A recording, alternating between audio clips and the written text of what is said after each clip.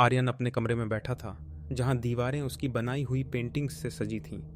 एक पेंटिंग जो उसने हाल ही में बनाई थी उसके सामने रखी थी। यह एक अद्भुत जंगल का दृश्य था, जिसमें हरे भरे पेड़ और एक रहस्यमयी धुन थी। काश मेरी ये पेंटिंग बोल पाती, उसने सोचा, अपनी कला की गहराई में खोते हुए। अचानक उस पेंटिंग से हल्की रोशनी निकलने लगी। आर्यन ने आंखें मली, यह सोचकर कि शायद वह कोई सपना देख रहा है, लेकिन नहीं, वह पेंटिंग सचमुच जीवित लग रही थी, जैसे कि उसकी धड़कनें सुनाई दे रही हों। क्या हो रहा है? उसने घबराकर पूछा।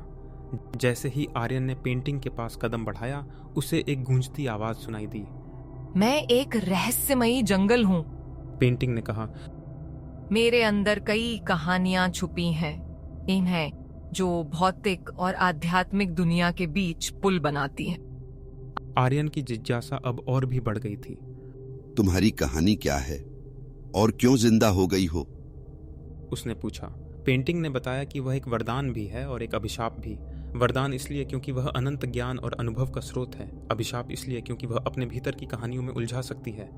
आर्यन ने गहरी सांस ली। वह जानता था कि यह उसकी कला और कल्पना की एक नई शुरुआत हो सकती है, लेकिन उसे सावधान भी रहना होगा। मुझे तुम्हारी कहानियों से सीखना है, लेकिन अपने जीवन को एक संतुलन में भी रखना है, उसने दृढ़ता से कहा। अब आर्यन के सामने एक नई यात्रा थी।